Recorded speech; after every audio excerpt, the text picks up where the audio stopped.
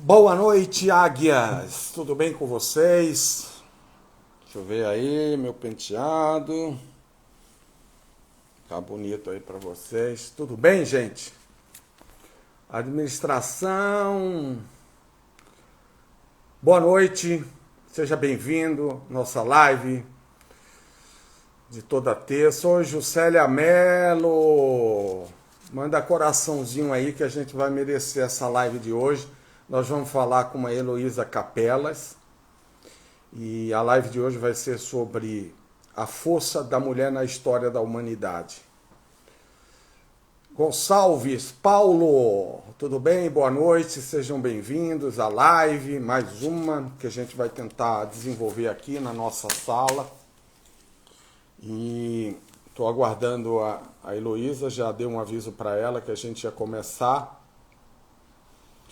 E é importante... A Heloísa é uma pessoa que já fez live comigo, muito boa. Rogério, tudo bem? Boa noite. Oi, Elô. Vamos entrar? Pronto, gente. E aí a gente vai começando aí o trabalho. Estamos aguardando aí.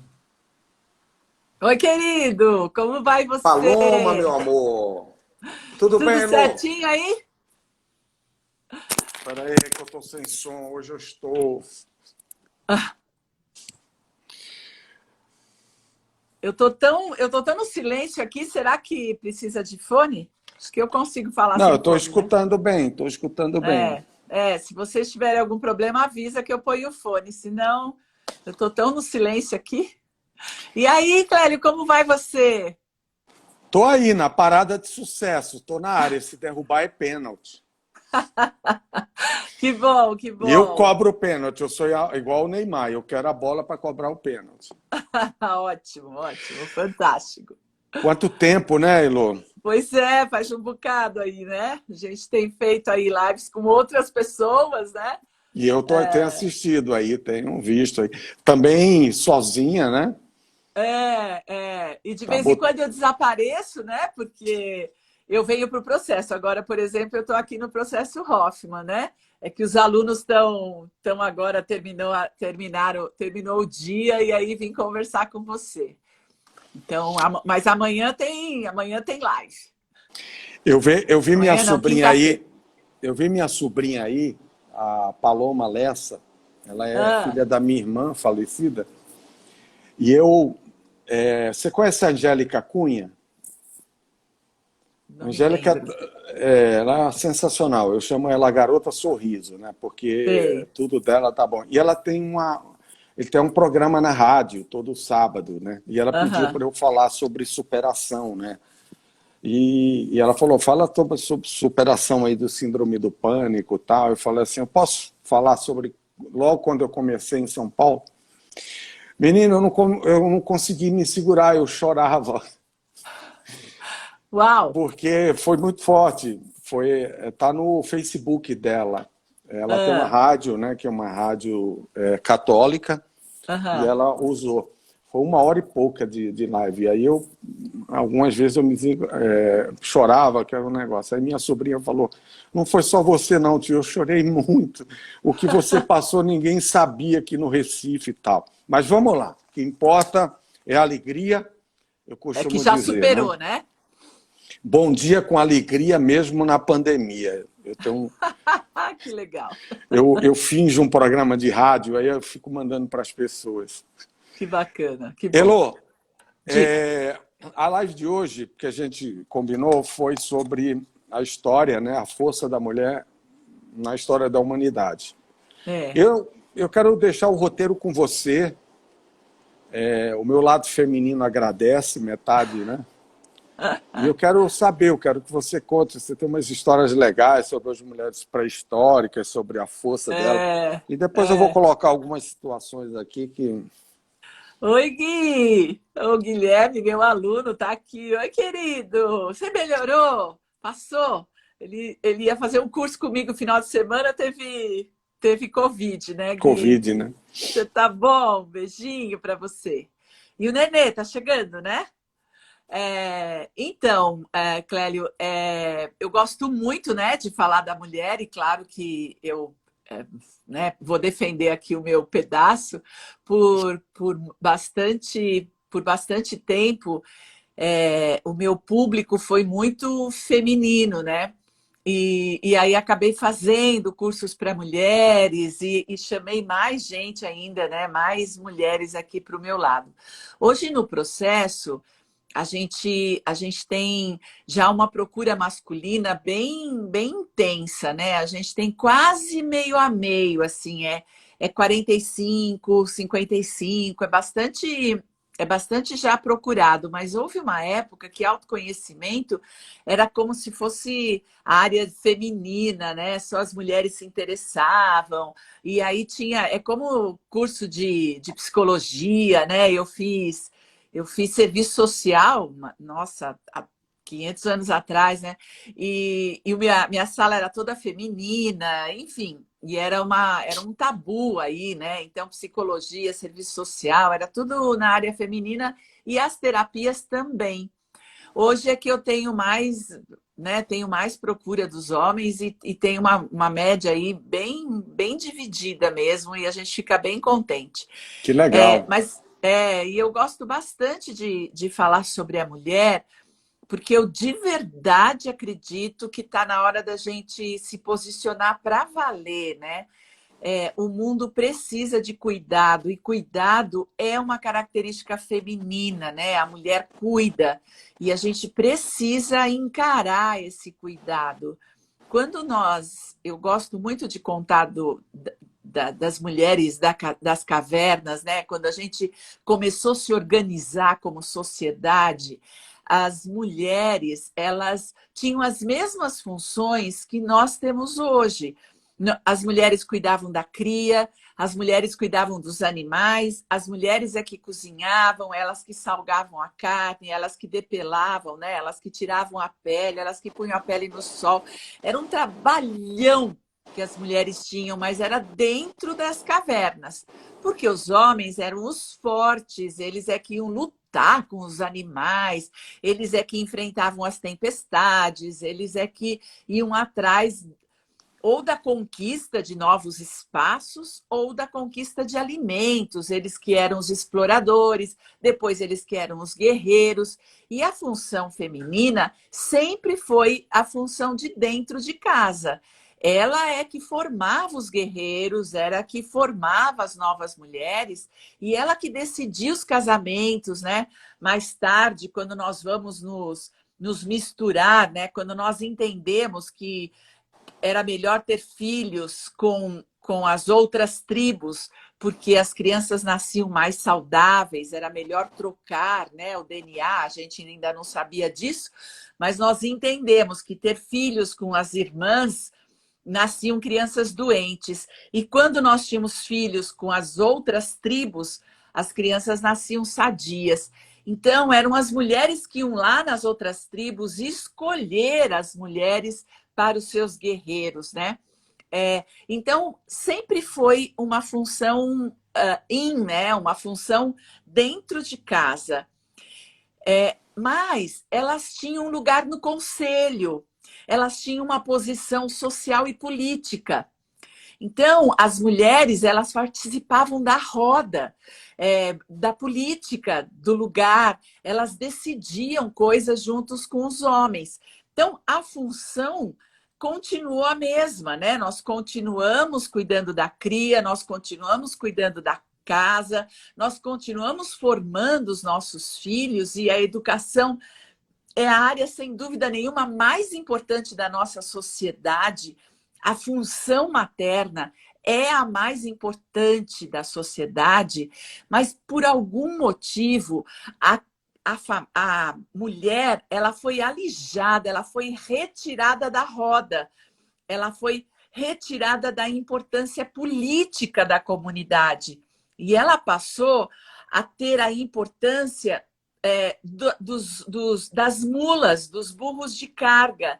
Então, eram os homens aptos para a guerra, eram aqueles que decidiam a vida do povo, eram os velhos, eram as crianças, os animais e as mulheres.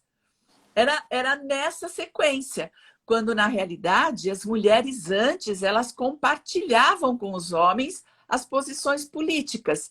Então elas não iam para as guerras, elas não empunhavam armas, elas ficavam mesmo dentro de casa protegidas da tempestade, porque elas tinham que proteger os bens, elas tinham que garantir calor nas cavernas, elas tinham que garantir alimento para os guerreiros, mas elas tinham uma posição política. À noite, quando os homens se reuniam, elas estavam lá se reunindo junto. E num determinado momento, a força masculina passou a ser a força política. E aí as mulheres perderam esse lugar político, né? Elas ficaram só com a função. E uma função muito doméstica. E aí ficou doméstico, animais domésticos, crianças para as mães. E aí nós perdemos essa importância política. E vivemos muito tempo com a igreja reforçando esse lugar de menor lugar, né? Quando nós temos a metáfora do Adão e Eva, quando a Eva nasce de uma costela de Adão.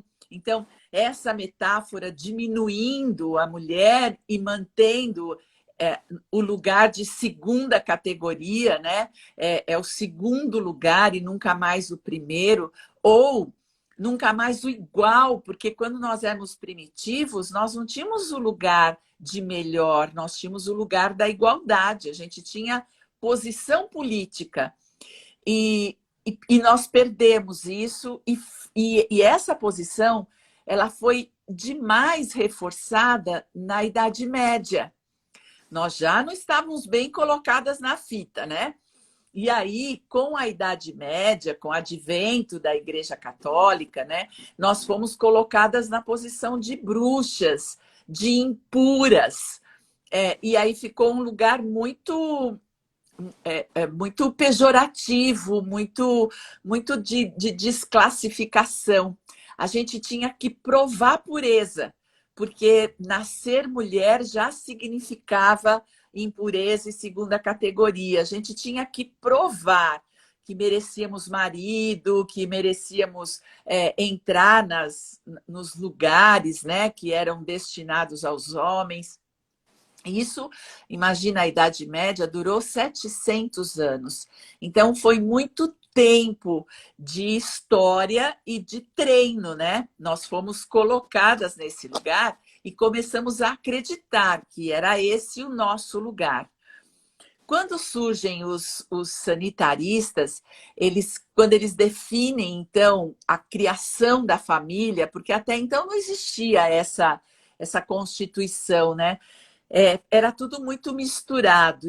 E quando houve o interesse pelos bens, aí as mulheres que eram desclassificadas, elas eram então usadas como troca.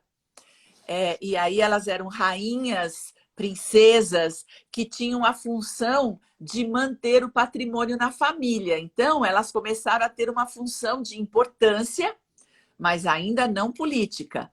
Mas elas trocavam de reino para manter o patrimônio, para ampliar o patrimônio, para ampliar o reino, e elas eram mercadoria de troca. E isso dava uma certa importância para essas mulheres. Então, a nossa história foi sempre muito controversa. Nós fomos usadas por uma porção de motivos para garantir o mundo masculino, o mundo das guerras, o mundo das conquistas, o mundo da formação dos reinos, a construção dos castelos. Então, a princesa e a rainha, elas tinham um lugar, mas não era um lugar político, né? As rainhas que se destacaram na política, que foram efetivamente, elas passaram para a história de tão importantes que elas foram, né? Porque, na realidade, elas eram usadas na construção dos próprios reinos, quando era preciso ter família para salvaguardar tanto o reino como o patrimônio.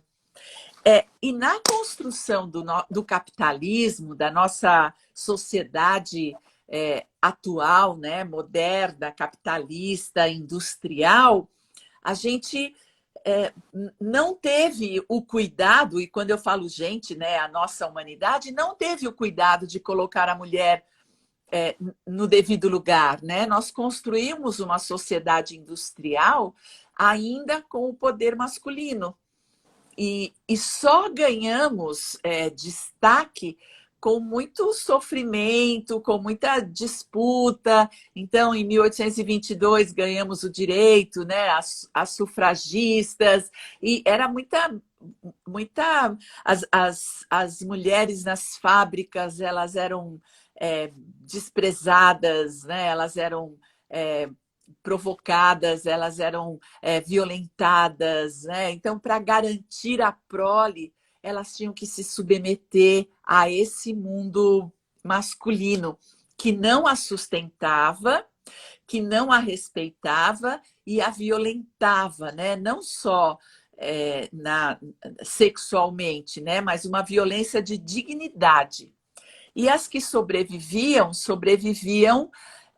no ostracismo, né? Elas se colocavam no menos, então elas tocavam piano, elas eram, né? Elas bordavam, quer dizer, elas ficavam num lugar de menor espaço, e o tempo todo nós continuamos com a função da cria. Por quê? Porque somos nós que parimos, né? Somos nós que amamentamos. Quer dizer, a mulher nunca perdeu essa função, mas ela perdeu o seu lugar dentro da sociedade. E nós construímos a sociedade moderna, mas a mulher precisa lutar duplamente, triplamente. Então, nós já estamos no século XXI e ainda ganhamos 3 vezes a menos que os homens. As mulheres negras, 5 vezes a menos que os homens brancos. E fazem a mesma coisa, bem lembrar isso. Não é porque ganhamos vocês ganham 3 vezes menos porque fazem menos trabalho. Fazem a mesma coisa até às vezes mais, mas ganham menos, né? Isso. E não só fazemos a mesma coisa, como continuamos com a função da casa, de cuidar das crianças, né? E quando lá, em 67, a gente, como sociedade, nós queimamos os sutiãs, nós vivemos a era dos anos 70, da liberdade sexual, da liberdade feminina, a gente não tinha referência de como é uma construção feminina, como é a liderança feminina, como é construir um mundo de cuidados.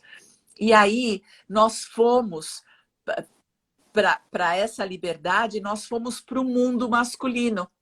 E aí começamos a trabalhar fora, começamos a ter as mesmas doenças masculinas, começamos a fumar, a beber, a frequentar os bares, a viver o mundo masculino, porque era o único mundo construído, era o único mundo possível, e nós fomos para esse lugar, viver uma vida masculina, sem perceber que a gente fez isso, lutando pela liberdade. Então, nós saímos de casa com muita força, né? E fomos para a vida profissional, para a vida masculina, e precisamos terceirizar a educação, né? E aí precisamos das avós, precisamos das babás, porque... E por um tempo longo, ficou feio ser dona de casa. As mulheres pediam desculpas por terem escolhido ser donas de casa e mães. E elas diziam, eu só sou mãe, eu só sou esposa, eu só sou dona de casa, como se isso tivesse errado, né? Como se criar os seus filhos e estar dentro de casa fosse errado, porque na sociedade industrial, a gente primeiro precisou sair, porque nas guerras nós perdemos os homens. E nós precisamos sair para dominar as máquinas, começamos a dirigir trator, a fazer e a ocupar o lugar dos homens, porque a economia precisava rodar.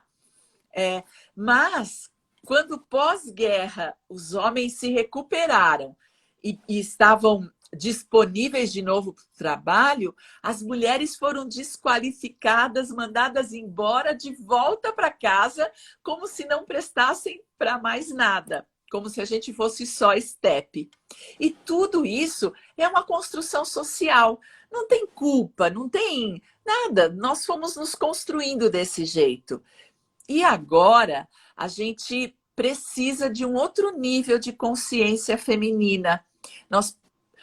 Porque o mundo dos homens, embora eles tenham construído o mundo e a eles nós agradecemos por esse mundo, eles também construíram as guerras, eles também destruíram as florestas, eles também sujaram os rios, eles também colocaram a terra em risco, porque o mundo masculino é o mundo da competição. E isso é na vida dos bichos, né? Só tem um alfa, é preciso matar ou expulsar o outro macho do bando. E isso é da nossa natureza. É instinto, então, né? Isso. O mundo masculino é o mundo da competição. É o mundo de que eu sou melhor do que você. E nessa competição, o homem foi destruindo a terra, porque ele foi usufruindo dos benefícios deste planeta, mas ele não foi recuperando o planeta. Até que a gente chega num momento que nós não temos mais saída. A gente precisa cuidar desse planeta, senão nós não vamos sobreviver. E agora entra o feminino. Nesse momento que nós precisamos nos organizar. Deixa eu fazer algumas colocações aqui para apimentar. Sobre a Idade Média, eu vi uma história sobre poder, né? Então, como eles viviam muito pouco, pelas doenças que não tinham cura, pelos os animais... A sujeira toda, né? Eles viviam 25 anos. E, normalmente, os jovens respeitavam os mais velhos que tinham 25 anos. Era um poder muito grande. Por quê? Porque naquela época eles sabiam que era tão difícil viver que eles respeitavam as pessoas que tinham 25 anos ou mais. Não chegava nem a 25 anos. A mesma coisa acontecia com a mulher, né? Nessa época. Esse Sim, respeito... elas morriam no parto, né? Elas morriam sangrando, porque a sujeira, elas não tinham recursos, né, para sobrevivência. Então, eram todos. Os meninos, as crianças, com 8 anos de idade, já eram adultos, né? Isso. As meninas menstruavam com 10, 11 anos e elas já eram mães, né? Elas já casavam, elas já... E como não tinha essa construção social que nós temos hoje, as crianças não eram entendidas como crianças, elas eram entendidas como mini-adultos, né? Mini-adultos. Então, eles eram misturados, né? No mundo dos adultos. Eles começavam a vida sexual muito cedo, eles procriavam, mas não tinha família, casamento. E como se morria muito, né? As crianças morriam todas com difteria, era tudo muito, para chegar muito aos 25 precário, né? Era tudo muito precário. Tinha que se ter muito filho para vingar um ou dois, né? Então, e a mulher morria cedo, porque ela começava a parir cedo, e ela tinha 13, 14, 15 filhos, com 25 anos, elas eram umas velhas, né? Exaustas, o corpo todo cansado de ter filho, de amamentar, daquela vida dura, né? Ou elas estavam nos palácios, sendo muito bem tratadas para poder procriar o próximo rei, o próximo príncipe, né? Elas tinham a função, e quando elas tinham meninas, elas eram mal vistas, né? Porque a mulher não tinha valor, a não ser como mercadoria, né? Então, elas nasciam e já tinham marcado seus casamentos, qual era a vantagem, né? E aí, com 11, 12 anos de idade, elas já mudavam de reino, elas já iam para os outros reinos, né? Então, era tudo muito difícil. E nós temos uma vantagem maravilhosa, né? Que é o nosso nível de limpeza, né? Os sanitaristas foram bastante importantes para a nossa sociedade, né? Para a construção da nossa sociedade moderna, Pasteur, né? Todo esse povo aí que aprendeu, né? A lavar as mãos, a limpar, né?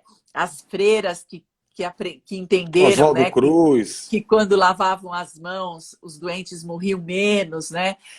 Todas essas modernidades, né? Porque é tudo muito recente. E até a, a revolução feminina, né? Aquela coisa de falar agora chega e agora quem manda sou eu. A gente foi para um lugar não muito bom, porque a gente foi para uma disputa com os homens, porque como a gente tinha que ganhar poder, né? Quando a gente está num lugar de muita fraqueza, a gente precisa usar muita força e a gente vai para o oposto, né? Então, nós fomos para esse lugar de oposto, onde a gente disputou com os homens, dizendo, bom, como somos nós agora, nós somos melhores que vocês. Olha o que vocês fizeram. Agora nós é que temos que arrumar. Olha a merda que vocês fizeram. Isso.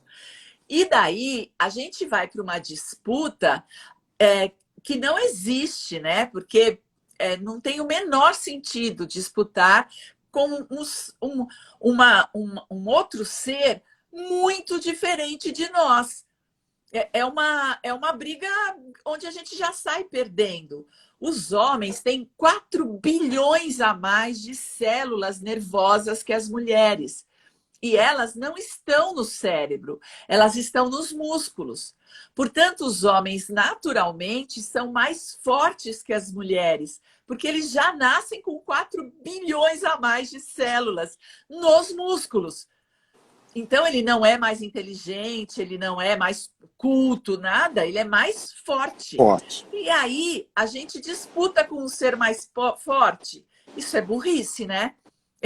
Vamos disputar com alguém do nosso tamanho. A gente já tem uma formação menor, a gente tem menos neurônio nos nossos músculos, a tendência a crescer menos, porque falta neurônio para isso, então somos menores, por isso é da nossa natureza.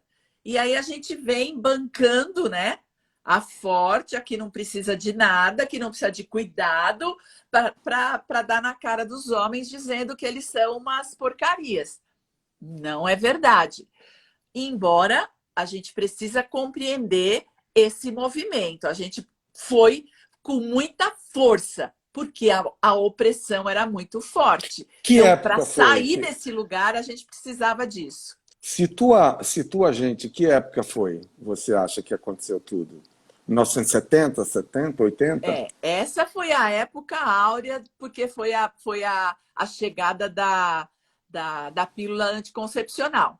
Então, nós queimamos os sutiãs em 67, lá em 69, 70, 71, teve Woodstock, o Paz e Amor, né? Toda aquela liberdade, porque agora a gente não engravidava mais, né? Então, não tinha mais essa história de que ia sobrar para a gente, nós tínhamos que voltar para casa para criar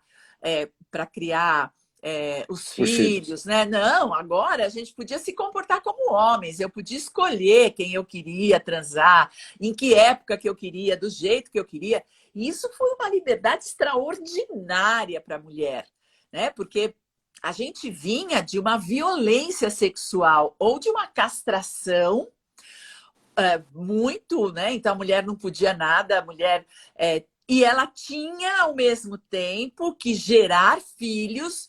Mulheres que não gerassem filhos eram desconsideradas, elas eram as bruxas, elas eram as solteironas sem valor, eram aquelas que eram desclassificadas e que ficavam com o pior trabalho. O trabalho mais sujo era daquelas que não geravam filhos.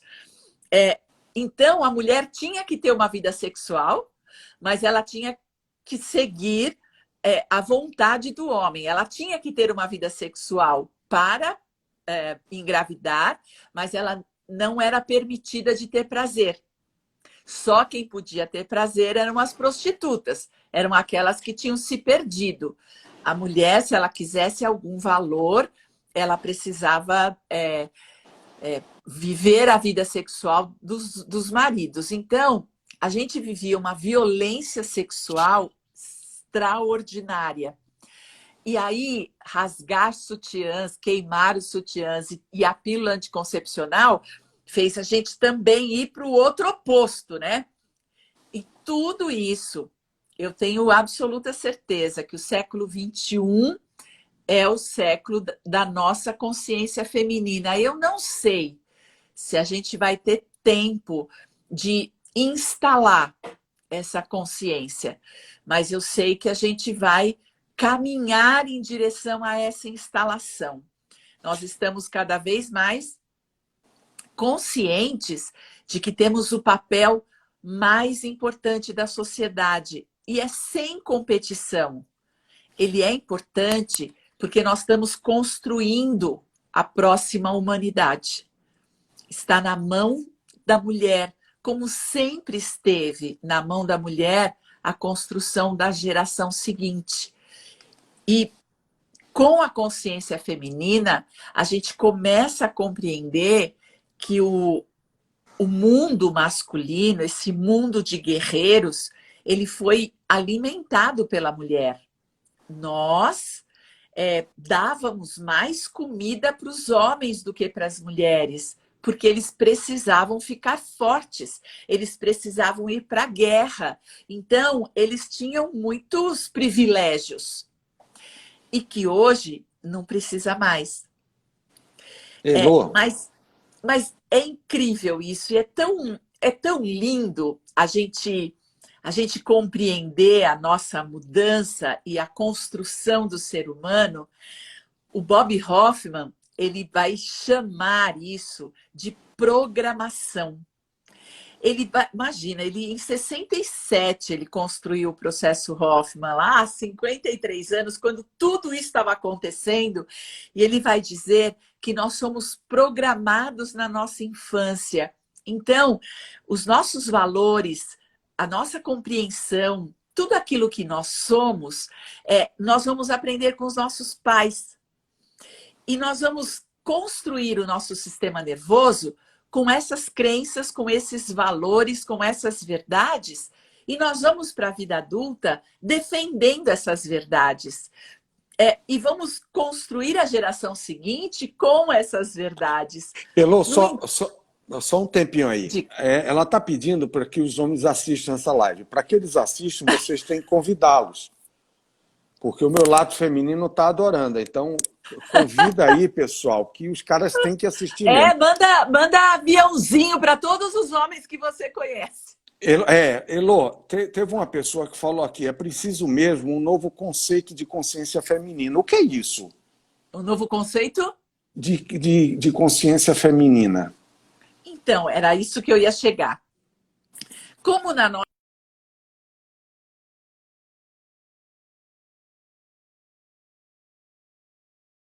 nós temos um lugar na sociedade e desse mundo. A mulher precisa ocupar o seu lugar e nunca foi permitido a ela. E nós fomos educadas por essas mulheres e passamos essas verdades geração atrás de geração. Então, é muito recente. São as mulheres da minha geração. Imagina, eu sou dos anos 70, né? Eu nasci em 56, a minha irmã é de 53. Então, somos nós, essa geração que estava jovem na época do Woodstock, na época da pílula. Nós somos essa geração. Então, nós educamos já os nossos filhos e as nossas meninas para ocupar os seus lugares. Mas é um caminho. Nós ainda estamos com meninas que têm dificuldade de conversar com as suas mães sobre sexualidade. Nós ainda temos... eu tenho uma filha de 15 anos, uma adolescente danadíssima, assim, genial e geniosa, né? E que as amiguinhas delas vêm conversar comigo. E eu digo, gente, e eu sou mãe velha, né? Quando ela veio para minha casa, eu já tinha 49 anos. E os meus filhos são mais velhos, né? E a turminha dela, que tem 15 anos, as mães, tem 35, tem 40, são mães jovens e têm dificuldade de falar sobre sexualidade. Por quê? Porque foram educadas por mães que tiveram dificuldade de falar sobre sexualidade. Então, nós ainda estamos num processo de mudança. Essas mães de 30, 40 anos é a geração agora. É essa geração que vai criar a humanidade do futuro. E essa geração precisa ter uma nova consciência, precisa aprender a falar sobre sexualidade, sobre liberdade sexual, sobre posicionamento, sobre drogas, esclarecer as suas meninas que elas têm um lugar nesse mundo para ocupar. E é o lugar do cuidado. Elô, Não tem problema nenhum criar filho dentro de casa. não Não é perde o foco. feio. Não perde o foco. Nós não estamos passando por um momento de atraso em relação a tudo isso que você está falando, porque eu acredito, por exemplo, eu sempre fui um pai moderno. Minha filha até era mais careta do que eu. Então, uma vez eu lembro que a gente estava viajando. Minha filha vai ficar, né? Mas eu vou contar. A gente estava viajando, né? Aí ela falou, pai, eu saí com uma pessoa já 3 vezes tal, e não rolou beijo, o que é que você está achando? Eu disse, minha filha, na minha época, se eu saísse 3 vezes, se eu não estivesse transando, ela, pai, você acha? Eu digo, eu acho, a melhor coisa que existe é o amor, é o sexo. Para mim, a gente trabalha para isso mesmo, é isso. Então, eu sempre tive essa liberdade, sempre foi assim. Não que eu seja de uma sociedade, eu sou de uma sociedade bem, né? Mas isso não parte também de fora disso daí, não só de dentro, porque você vai ensinar aí, e as escolas parece que estão dando uma rateada nisso daí.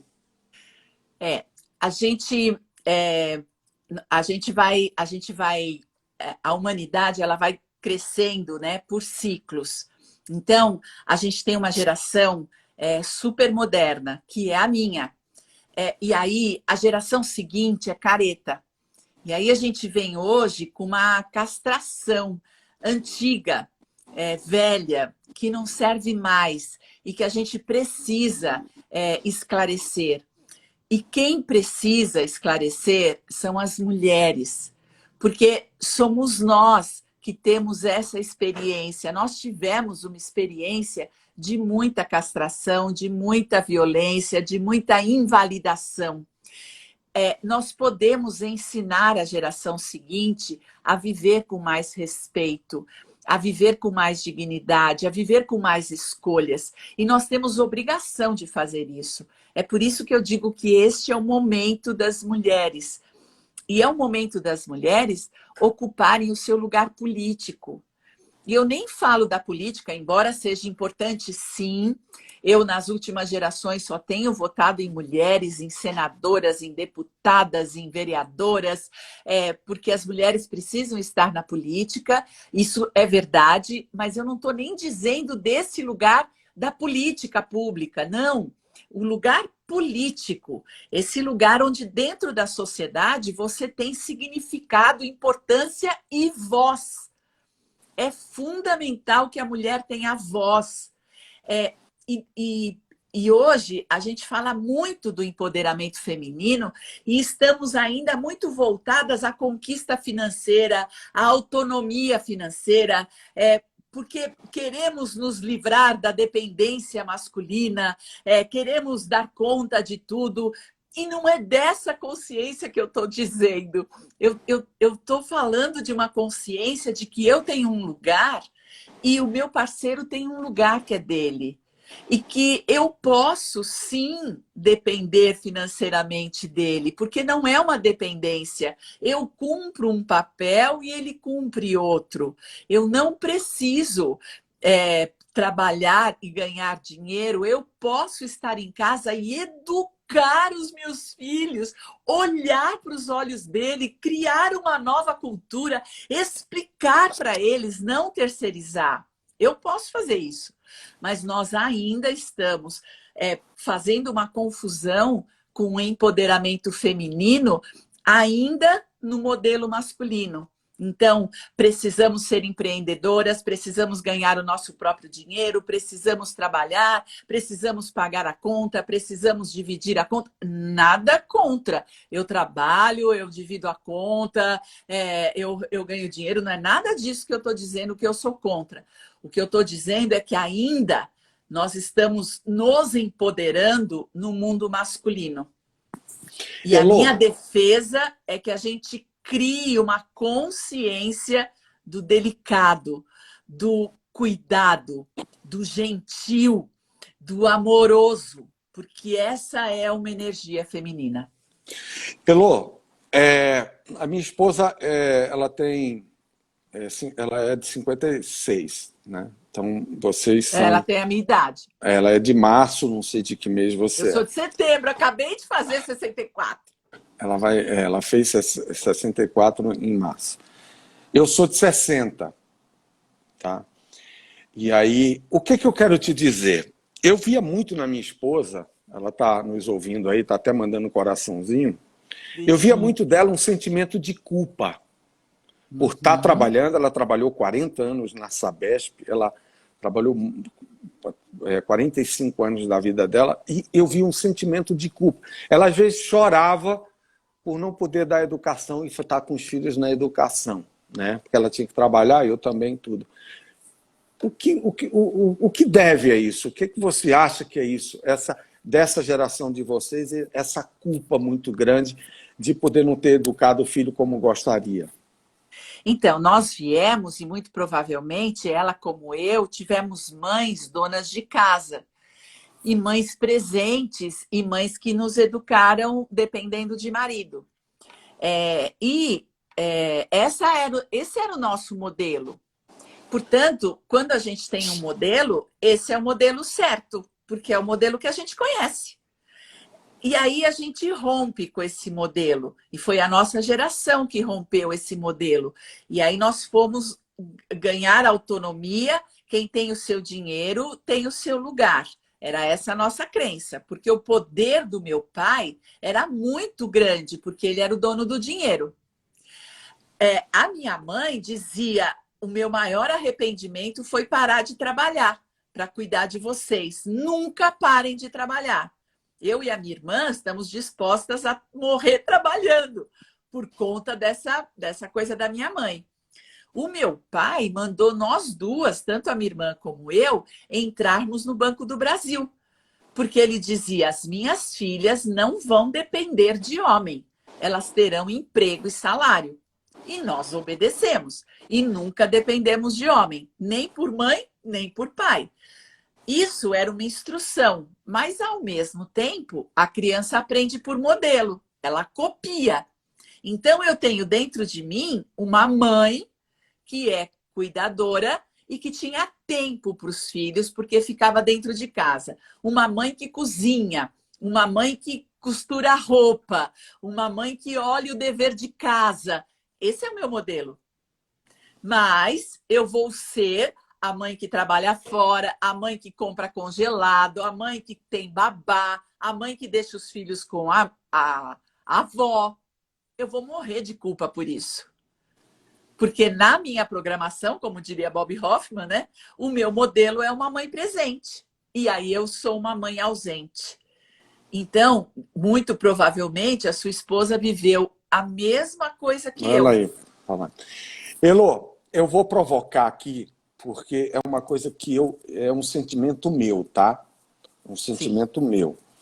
Eu fico muito, muito, muito injuriado, vamos dizer assim, quando eu vejo que precisa de cota para preencher as vagas das mulheres no Congresso Nacional. Acho um absurdo. Tem que ter 30% de mulher. Eu acho que a mulher, ela é maioria hoje, como o negro é maioria. Negro precisa de cota para que preencha no Congresso Nacional. E eu não vejo mulher votando de mulher. E não vejo negro votando de negro. Sim. O que Essa de você acha isso? É novo, o quê? É aquela coisa lá de trás? de novo, é a fala do Bob Hoffman. Nós aprendemos, e nós, no Brasil, que tivemos 400 anos de escravidão, foi ano demais, geração demais, passando pela escravidão, e a escravidão acabou agora, há muito pouco tempo, né? E acabou agora, e ainda não acabou, né? Nós ainda Não, não temos acabou. aí o modelo escravagista e um preconceito, né? Porque nós Isso. aprendemos que negro é bicho, que negro é um animal de carga. E aí, como se constroem as crenças? Crença é um punhado de mentiras que são repetidas inúmeras vezes, que passam a ser verdades. Imagine nesses 400 anos, imagine a gente tratando os homens negros como bichos. Quantas vezes nós ouvimos falar que eles não eram humanos e nós fomos aprendendo e isso virou uma crença coletiva, uma crença de verdade. Os negros americanos, quando foram libertos, eles ganharam um pedaço de terra. Os nossos negros, quando foram libertos, eles foram para a sarjeta. Então, imagina essa história dentro de nós, os nossos pais, os nossos avós nos ensinando, a gente passa a ser verdade porque fica repetindo na cabeça da gente. E tem uma coisa muito importante, né? Como as mulheres eram desclassificadas, elas eram segunda categoria, as mulheres que eram escolhidas pelos homens, elas tinham uma vida melhor. Elas podiam comer, elas não precisavam fazer serviço doméstico, elas tinham uma preferência.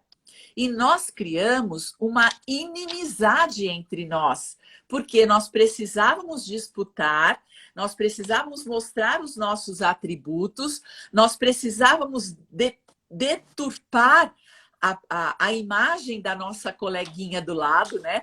Da nossa irmã, da prima, para podermos ser nós as escolhidas. Então, de novo, nós vamos construindo essas verdades, geração atrás de geração, e essas verdades, elas são inconscientes. Nós precisamos hoje falar sobre a mulher, nós precisamos hoje conversar sobre nós. E hoje tem um movimento lindo de sororidade, onde é o primeiro momento na vida feminina em que nós compreendemos que a soma das mulheres, a cooperação entre as mulheres, a compreensão do nosso lugar como mulher vai nos trazer muito mais poder do que a competição. Mesmo porque hoje nós não precisamos mais competir pelos homens. Isso tudo é velho. Só que é velho, mas inconscientemente fica guardado aqui.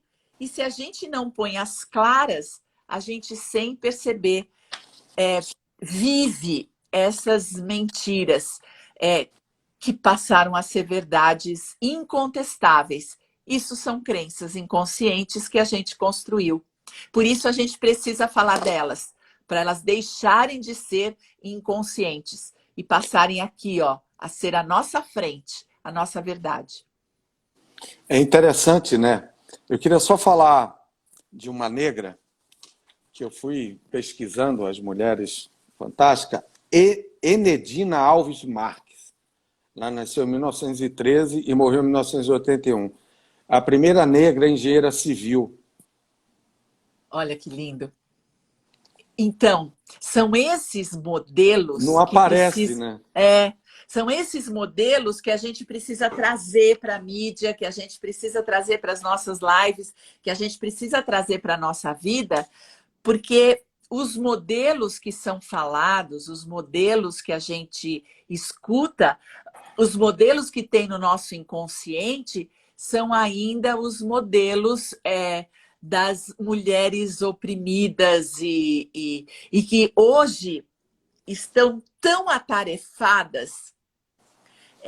A mulher nessa nossa vida industrial, nesse novo tempo, nessa construção da sociedade moderna, no afã de liberdade e de entrar no mundo masculino, nós ficamos muito ocupadas. Nós começamos a ter 3, 4 ocupações.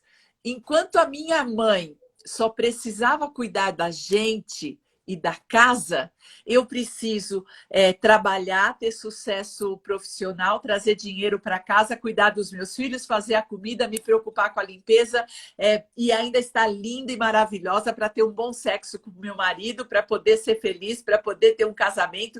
E no dia seguinte eu preciso acordar e eu preciso trabalhar e eu preciso ter competência e eu preciso ter o dobro da competência dos homens para poder estar no lugar. Gente, e aí a gente não tem tempo para ocupar o nosso lugar político. A gente não tem tempo de se posicionar e dizer, pá, pera lá.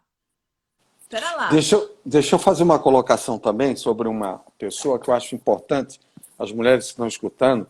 Nísia Floresta, escritora, professora e conferencista. Nasceu no Rio Grande do Norte, em 1810. Nísia Floresta, não esqueço esse nome. Nordestina, eu tinha que falar de uma nordestina, tá? Eu sou nordestino. Nasceu no Rio Grande do Norte, na terra que meu avô foi secretário de Agricultura. Escreveu 15 livros sobre temáticas feministas, política e abolicionistas. Isso. Então, essa é outra mulher que... Onde está essa mulher em 1810, na nossa história? Gente, onde está? Onde está essa mulher na nossa história? É isso que a gente precisa resgatar, né? As mulheres... E aí, quando a gente lembra de mulheres da história, a gente quer resgatar as mulheres poderosas, as mulheres fortes. Não, são as mulheres que deram conta das suas vidas, né? Foram as mulheres que construíram a geração seguinte. São todas as mulheres que deram conta. E a gente precisa resgatar essa história, que foi uma história aprendida, e se foi aprendida, ela pode ser reaprendida. É essa a minha defesa, né? A gente precisa reaprender. Nós precisamos voltar às cavernas e voltar às rodas de discussão política. Eu queria... vou te dar aí... Nós temos 5 minutos, eu só vou falar depois de um...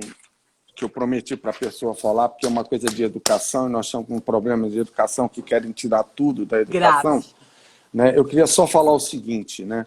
Escola Infantil Carinhoso, tá? Minha sobrinha está sendo supervisora desse trabalho aí, que é a FAN, F-A-N, Ferramenta de Apoio à Criança, né? Que está no @NickCarinhoso. E ela faz um plano de retorno da consciência, acolhimento emocional, a Juscelia faz isso com as mães, tudo, né? Agora, então é assim, gente, FAN, Ferramenta de Apoio, Nick, é legal, vai no @NickCarinhoso, N-I-C-C-A, Carinhoso, que eles têm esse plano aí para todas as crianças que estão sem aula, tudo, eles fizeram um trabalho magnífico de educação. Legal. Plano de retorno à consciência, né, que é um legal, e acolhimento emocional, que a Juscelia, minha esposa, ela colocou ali carinhoso. Ela faz aqui, um trabalho com as mães, com as crianças nessa pandemia. Eu quero fazer o seguinte, a minha pergunta provocativa, que eu acho que você... O que você está fazendo para que essa mudança aconteça? Uma coisa que me deixou preocupado, você falou assim, não sei se nós vamos ter tempo. Isso me preocupou. Nesse século. Porque... Precisa tanto, puta que pariu, hein? Puta que pariu, você tem toda a razão. Sabe por quê? porque a gente precisa de um nível de consciência coletivo. 4 minutos para você. A gente tem um nível de consciência coletivo muito importante. É por isso que eu não saio do processo Hoffman, porque aqui a gente traz uma consciência para as pessoas de responsabilidade. A sua vida é sua responsabilidade. A gente tem que parar de acusar as pessoas, a gente tem que parar a reclamação, a gente tem que parar que nada funciona, que está tudo errado, que estão tirando dinheiro disso, estão tirando dinheiro daquilo. Para de reclamar e faz sua parte. Ocupa o seu lugar nesse mundo. Defende a sua posição. Faz aquilo que você mulheres precisa votando fazer. de mulheres, negros votando de negros. Se você é mulher, respeita a si mesmo. Eu digo para as mulheres o seguinte: não pode transar sem vontade. Se você transar sem vontade, você está repetindo os modelos de agressão, de violência, de castração. Você tem que ter direito à sua sexualidade. Você tem que ter direito à sua voz. Você tem que ter uma voz política dentro da sua casa. E isso não é mandar, isso é compartilhar, é dividir, é colocar em ação a sua conquista feminina. Nós temos como talento nato o cuidado, a delicadeza, a gentileza, o carinho, a amorosidade. Nós nascemos com isso, é nossa obrigação colocar isso a serviço da humanidade seguinte. Se nós queremos uma vida boa, nós construímos essa vida boa. Nós, mulheres. O que você vai fazer para essa coisa mudar, Elô? O que a gente pode fazer? Autoconhecimento. Não, eu estou dizendo politicamente. Aí entra. Eu sei que todo ato é político. Se eu for para a política pública, pelo amor de Deus, vai se candidatar. Mulheres, se candidatem. Vai para a política, vai defender seus direitos, vai defender uma causa, vai cuidar da sua vida, pelo amor de Deus, vai ser feliz. Se posiciona politicamente dentro da sua casa. Depois, você vai para a rua, se posiciona na porta da escola. Depois, você vai para a política pública. Elô, estão pedindo que a gente faça uma live falando sobre a mulher na política. Que eu não sou a melhor pessoa para isso, porque a minha política é autoconhecimento. Mas o autoconhecimento já é um ato político. Eu estou aqui por um ato político. Por um ato político. Então, todo ato, antes de tudo, ele é político. Num bom dia que você dá para o teu marido, já é um ato político.